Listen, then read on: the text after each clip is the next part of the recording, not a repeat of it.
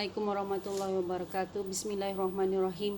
Alhamdulillahirabbil alamin wassalatu wassalamu ala asyrafil anbiya'i wal mursalin wa ala alihi wa sahbihi wasallim ajmain. We will continue on my dissertation on the education for sustainable development in education for sustainable development based on the Al-Quran in Al-Asriyah Nurul Iman Islamic Boarding School Bogor. Jadi kita sambung tentang pendidikan untuk pembangunan berkelanjutan, tentang disertasi Umi yang akan dilakukan penelitiannya di Pondok Pesantren Al-Asriyah Nurul Iman Islamic Boarding School Parung Bogor.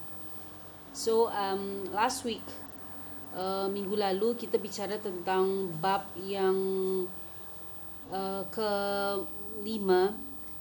Setelah, seperti biasa kan, kalau kita melakukan penelitian itu pasti mau dissertation, okay, we start with S1 atau bachelor degree, atau di Indonesia honors degree kerana 4 tahun. Itu pasti dengan bab pertama itu pasti tentang latar belakang masalah. Kita dah selesai bicarakan itu.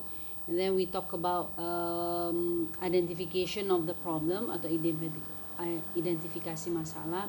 And then pembatasan masalah, terus perumusan masalah, dan metode penelitian. Terus outline dari proposal disertasi juga sudah kemarin kita bahas.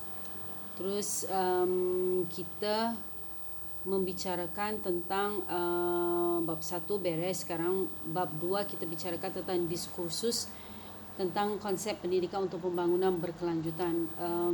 Diskursus itu is about the discussion about the many theories that developed through time by a lot of research from the Western and the Eastern academic world. Jadi diskursus itu rata-rata di tinjauan pustaka, juga di tentang teori, dan teori dari sudut pandang pendidikan umum, pendidikan agama Islam, pendidikan di negara-negara di barat dan negara-negara timur. Tapi untuk pendidikan untuk pembangunan berkelanjutan, banyak itu di pendidikan yang kerana dia dari latar belakang dari PBB, tentang United Nations, dari United Nations punya Sustainable Development Goals. Jadi rata-rata penelitiannya dari dunia barat, dari umum. Tapi banyak juga penelitian yang sudah dilakukan oleh academician, yang Muslim academician, yang berfokus pada penelitian tentang pendidikan untuk pembangunan berkelanjutan yang berdasarkan atau berbasis Al-Quran, atau yang dilatar belakangi Islamic education or Islamic perspectives. So setelah itu di bab 3 kita akan membicarakan tentang profil pesantren Nurul Iman Bogor, because this is very special. It's based on free and quality education supported by social entrepreneurship, yang berlatar belakangkan pendidikan untuk pembangunan berkelanjutan. Terus ada bab 4 tentang wawasan Al-Quran terkait pendidikan untuk pembangunan berkelanjutan. Ada A, pendidikan untuk pembangunan berkelanjutan terkait ketahanan spiritual. This is the religious and spiritual side of education for sustainable development. Then B is pendidikan untuk pembangunan berkelanjutan terkait toleransi antar umat beragama. Ini masih berfokus pada religious perspektif. Terus DC adalah pendidikan untuk pembangunan berkelanjutan terkait kemandirian ekonomi dan filantropi. Kalau di dalam Islam, untuk terjadinya sustainability dari sudut pandang ekonomi, itu yang dilakukan adalah penerapan dan berkembangnya ziswaf, zakat, infak, sedekah dan wakaf. Kemarin Umi browsing tentang penelitian dan juga slides tentang dissertation on sustainability. kami menemukan ada satu penelitian yang sudah dijadikan slide. It's very interesting because it's really focused on sustainability or the sustainable development goals based on the Islamic financial perspective. Jadi penelitian itu dilakukan dan difokuskan pada sustainable development goals atau tujuan-tujuan pembangunan atau perkembangan berkelanjutan yang difokuskan pada Islamic financial perspective. Jadi yang berdasarkan pendekatan keuangan Islamik. Jadi ada ekonomi syariah, keuangan syariah, dan itu sangat-sangat bisa dibilang satu penelitian yang very deeply researched, sangat dilakukan penelitian sangat mendalam dan widely focused, bisa dibilang juga sangat luas penerapannya, pengamalannya, case study tentang pengamalan, pengaplikasian dan prakteknya Islamic financial perspektif yang dari sudut pandang ziswaf, zakat, infak, sedekah dan wakaf. So and then dilanjutkan dengan pendidikan untuk pembangunan berkelanjutan terkait konservasi dan regularitas alam. Ini yang dimasukkan adalah education for sustainable development through the ecological or through the environment side. Jadi kan ada 5, education, economy, social, cultural, social itu termasuk. Terus ada environment, ecological, and then yang kita fokuskan dalam penelitian Umi Wahida adalah di spiritual religious. And then we have the pendidikan untuk pembangunan berkelanjutan terhadap kesadaran berpolitik santun. Ini lebih ke social budaya. And tapi more to the political side of how we interact with other political parties and how when we communicate, how we try to persuade other people to see our point of view. That is more on the political perspective. And then, but I don't actually really focus on political side. I focus on the social, cultural perspectives. And lastly is the education for sustainable development, which is connected to the culture.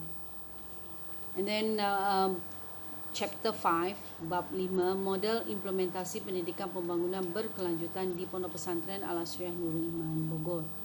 Ini melibatkan dimensi spiritual dalam setiap proses pendidikan.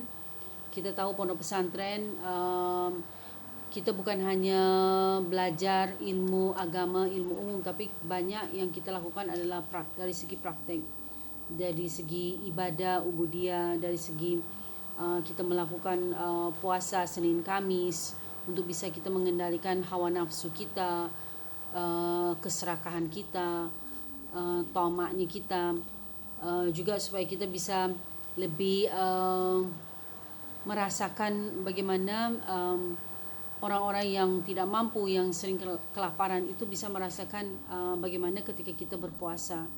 So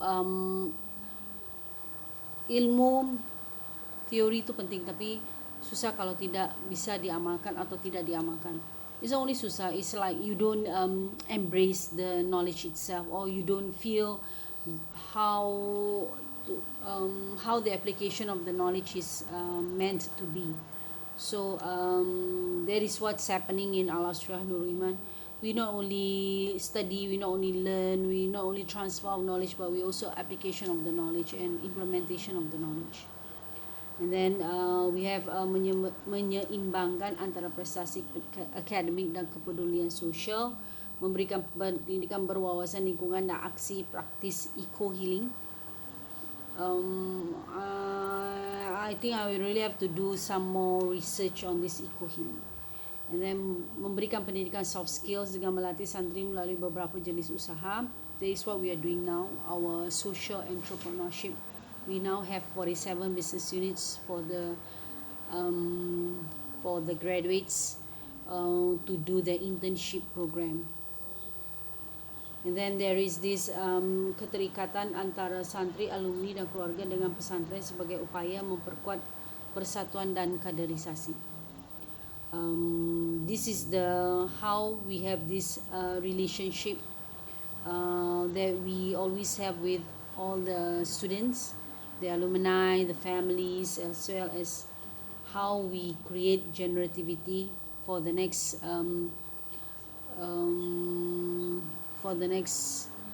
group, or for the next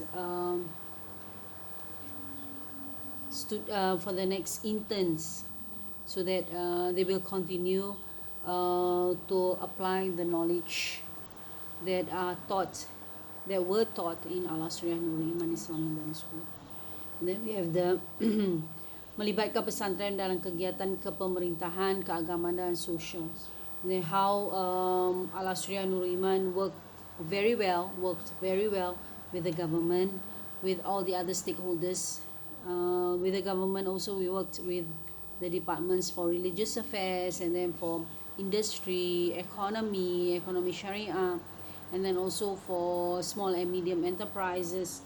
And we also work with other departments like for women and children, because our aim is for women and children to be independent in a way that they can become sustainable, they can have a lot of knowledge, a lot of skills, and to make them be able to be empowered, so that they don't depend on other people, especially when the family has a lot of problems in poverty and illiteracy. Then they should really focus on this education for sustainable development. And then we have our relations for business and economy with the Bank of Indonesia, with a lot of business people from other countries, especially from Japan, and then from Korea, Singapore, Malaysia. Alhamdulillah, that is what we call silaturahmi. And then we work also with the local province government for the OPOP One Product One Pesantren with the West Java District province, and then we also work with other religions, like for social cultural programs with Buddha Sechi Foundation from Taiwan. And then chapter 6 is the closing on the end of my preservation, where we have the kesimpulan or conclusion, and then implication, and then we have the suggestions on future dissertation or future research. Okay, after that we were talking last week about we have this table. Inshallah all of you have downloaded my slides for the proposal dissertation, and there is this table where we do the theory research, and then how we connect to the Al-Quran, from which surah and which ayat, and also the term that is used to inspire from the Al-Quran, and also there will be also explanations on the ayat. We already did number 1 and number 2. Now we go to number 3. Number 3 is Surah Al-A'raf, and the ayat is ayat 85. It's about how we care about our environment. Is manifestation of our faith in Allah. So the ayat is wa ila madyana akhahum Shu'aib. The writing is not so clear because it's in the small diagram, but I'm sure you people can read it very well. And the tafsir is here from the tafsir is from Abdurrahman bin Abi Bakar al-Suyuti, So Tafsir As-Suyuti from Tafsir Al-Jalalain, and this is written in 2010 2005, and it's written by Al-Mahali and Al-Suyuti. So I will just do the translation, and you people will check the surah Al-A'raf page ayat line 85, and this is the translation. Dan kami telah mengutus kepada penduduk Madian saudara mereka Syuaib. Ia berkata, hai kaumku, sembahlah Allah, sekali-kali tidak ada Tuhan bagimu selainnya. Sesungguhnya telah datang kepadamu bukti yang nyata, yakni mukjizat dari Tuhanmu yang membenarkan kerasulanku, maka sempurnakanlah, genapkanlah takaran dan timbangan, dan janganlah kamu kurangkan. Maksudnya menekorkan atau try to cheat, or you did the cheating itself, not trying but you did the cheating. And bagi manusia barang-barang takaran dan timbangan mereka, dan janganlah kamu membuat kerusakan di muka bumi ini dengan kekafiran dan maksiat-maksiat sesudah Allah memperbaikinya dengan mengutus rasul-rasulnya. Yang demikian itu, yang telah disebutkan itu, lebih baik bagimu jika betul-betul kamu orang-orang yang beriman, yang menghendaki keimanan, maka bersegeralah kamu kepada keimanan. So this ayat from Surah Al-A'raf, ayat 85, it says that we should take care of our environment, because that is the manifestation of our love for Allah, our faith in Islam. And to prove that our love for Allah, we should take care of all the environment around us. That means the people, the animals, the plants, everything should be taken care of. Okay, that is number 3. Then there is ayat number 4 from Surah Luqman, ayat 20. It's about, I didn't write the ayat because it's too long, it's too much for my presentation, for my proposal dissertation. So Surah Luqman ayat 20 is about, this is the translation. Tidaklah kalian perhatikan, hai orang-orang yang diajak bicara, tidakkah kalian ketahui bahawa Allah telah menundukkan untuk kepentingan kalian apa yang di langit, yaitu matahari, bulan dan bintang-bintang, supaya kalian mengambil manfaat daripadanya, dan apa yang ada di bumi berupa buah-buahan, sungai-sungai dan binatang-binatang, dan menyempurnakan.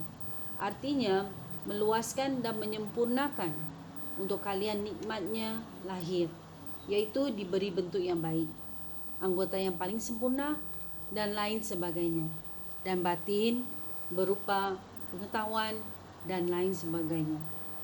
Dan di antara manusia, yakni penduduk Mekah, ada yang membantah tentang keesaan Allah tanpa ilmu pengetahuan atau petunjuk dari Rasul dan tanpa kitab yang memberi penerangan yang telah diturunkan oleh Allah, melainkan dia melakukan hal itu hanya secara taklid atau mengikut saja.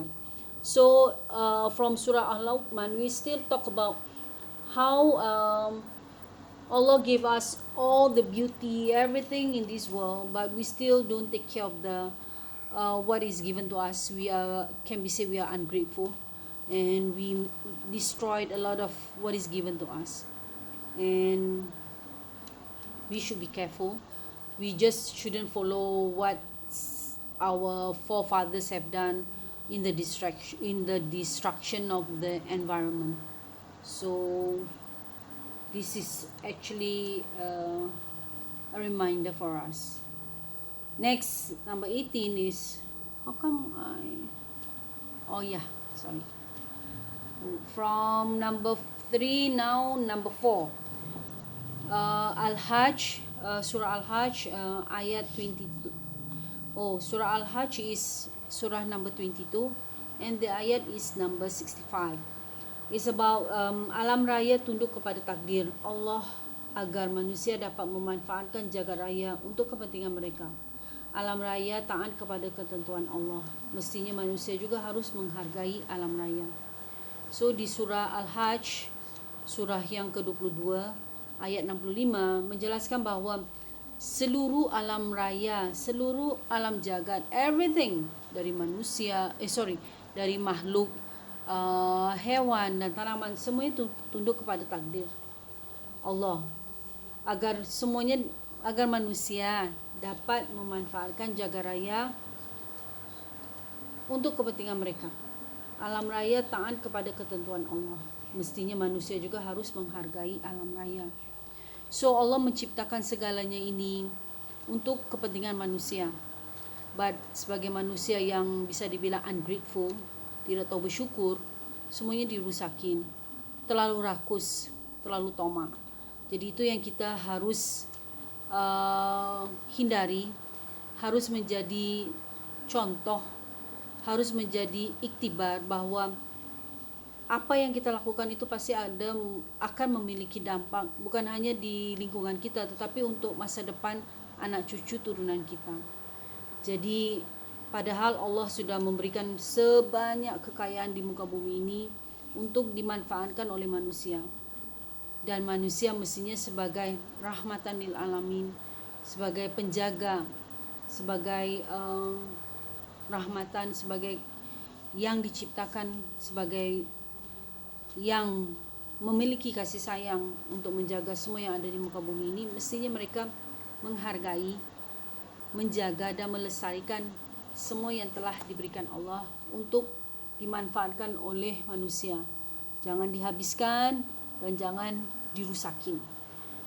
Harus dibuat sustainable, berkelanjutan, seperti disertasi topiknya Umi Wahidah.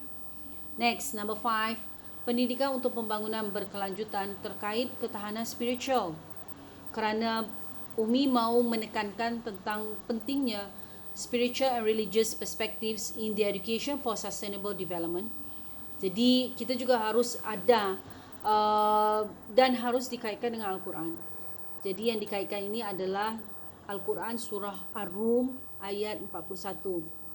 Efeknya sebagaimana diperingatkan dalam Al-Quran surah Ar-Rum ayat 41, iaitu terjadi kerusakan lingkungan disebabkan kerana ulah tangan manusia yang jahil, yang kejam, yang tamak.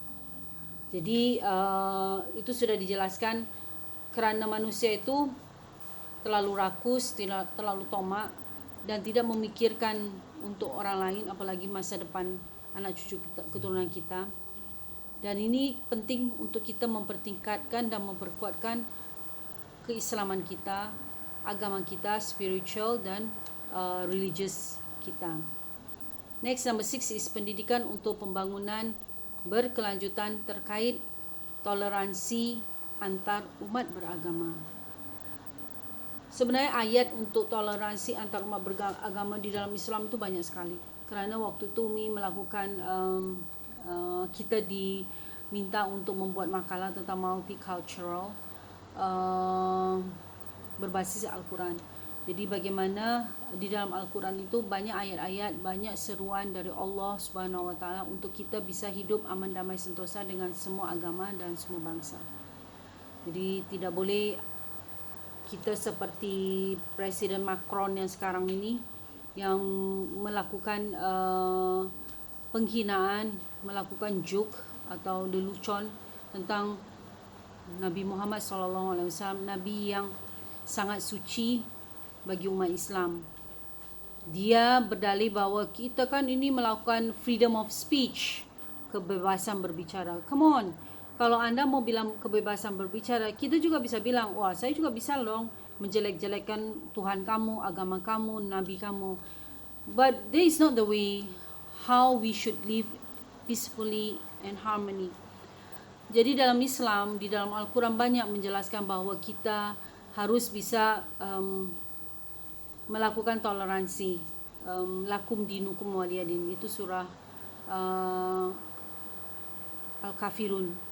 Jadi bagaimana kita ketika kita bekerjasama, berinteraksi dengan agama lain, dengan bangsa lain. Di dalam Al-Quran itu sangat-sangat jelas bahawa Islam itu adalah agama yang damai. Tapi nggak tahu kenapa orang-orang yang non-Muslim ini, yang kafir ini, sering dan selalu dan suka menghina dan menjelek-jelekan Islam. Itu bisa dinamanya blasfemi. Tetapi sebagai umat yang rahmatan lil alamin, kita harus memberikan pendidikan kepada mereka-mereka yang bodoh goblok ini bahwa it takes two to tango. Maksudnya kalau Anda bisa, kami juga lebih bisa. Tapi sebenarnya dalam Islam kan tidak ada yang namanya dendam. Tapi sekarang kalau hari ini tanggal 2 bulan November 2020, sudah beberapa kejadian di mana ada 3 orang di gereja yang digorok lehernya. Ada salah satu ibu yang hampir putus lehernya. Sebelumnya itu ada guru sejarah yang mengejek-ngejek, menertawakan, mengolok-olok Nabi Muhammad SAW. Akhirnya lehernya dipancung, digorok oleh muridnya sendiri. Memang kita akan bilang kita nggak boleh terlalu dramatik, tapi kita itu harus bagaimana menyerukan kepada umat Islam dan kepada agama yang lain bahwa Islam adalah agama rahmatan lil alamin. Memang kita nggak perlu pancung-pancung kepala orang atau potong leher orang atau gorok leher orang. Kita bisa melakukan protes bahwa Islam is a religion that is very classy. Bahwa kita agama yang berkelas. Kita bukan model-model si Presiden Macron itu yang mencari lelucu, yang mencari joke, yang he thinks that is funny to menjelek-jelekan nabinya orang, agamanya orang lain. Itu menunjukkan bahwa dia kelas benar-benar kelas yang tidak selevel kita orang Islam. Jadi sebagai umat Islam yang memang kita harus marah dan wajib marah ketika orang menghina agama kita, apalagi Nabi kita yang sangat suci, yang tanpa Rasulullah SAW, tanpa Nabi Muhammad SAW, kita akan tetap mungkin masih menyembah berhala, menyembah pohon-pohon. Alhamdulillah, dengan datangnya Rasulullah SAW, Nabi Muhammad SAW, kita bisa mengenal Islam, dan itu adalah nikmat yang tidak bisa kita dapatkan selain nikmatnya Islam itu. Dan Umi minta santri-santri, alumni, wali-wali santri, komunitas dari Al-Asriyah Nurul Iman Islamic Boarding School, kita harus tetap tenang. Kita harus memberikan pemahaman kepada murid-murid kita bagaimana kita harus berperilaku. Kalau Umi dari dulu anda tahu Aqua, kerana Aqua adalah bikinan Danone dari Yahudi. Perancis dari dulu tidak boleh masuk ke Al-Asriyah Nurul Iman. Siapa yang berani minum Aqua pasti akan mereka akan dipertanyakan nanti. Kenapa kita mesti beli Aqua? Kenapa kita mesti mengkonsumsi, menggunakan produk-produk orang-orang non-Muslim, apalagi orang-orang Yahudi, apalagi sekarang orang Perancis yang mereka senangnya menghina kepada kita. Jadi kita harus boikot mereka dengan cara yang santun. Berarti kita jangan pernah beli produk mereka supaya mereka biar bangkrut sendiri, biar mereka bisa dibilang kita will have the last laugh. Kita yang akan menertawakan mereka kerana mereka bangkrut, barang-barang mereka tidak ada yang laku kerana mereka merasa mereka sudah paling hebat. Takabur, mereka merasa mereka dengan kekafiran mereka lebih hebat dari orang-orang Islam. Jadi Umi minta tolong, kita harus tetap aman, damai, sentosa, harus tetap high class, harus tetap educated dengan cara kita memboikot produk-produk mereka. Jangan pernah beli produk orang non-Muslim, apalagi yang Yahudi dan Perancis. Jadi kita kalau tidak ada produk itu, dan kita harus produksi sendiri. Tadi pagi Umi baca satu WA dari teman Umi. Dia memberikan ada satu kisah di zaman sahabat Nabi Muhammad SAW. Jadi di zaman itu kertas itu diproduksi di Mesir, dan di Mesir itu papyrus adalah satu tanamannya papyrus itu yang bisa memproduksi semua kertas di seluruh dunia di zaman itu. Tetapi kerana kertas sebelum Mesir itu menjadi Muslim, Mesir itu adalah sebuah negara yang dikuasai oleh Romawi, orang-orang yang masih Kristen Ortodoks. Jadi ketika mereka memproduksi kertas di Mesir, di situ ada stempel kecil. Jadi kecil is very like, kalau kita nggak lihat benar-benar di situ kita nggak tahu apa yang tertulis di situ karena terlalu kecil tulisannya. Dan di situ ternyata dari tulisan tersebut, Umi bacakan ya.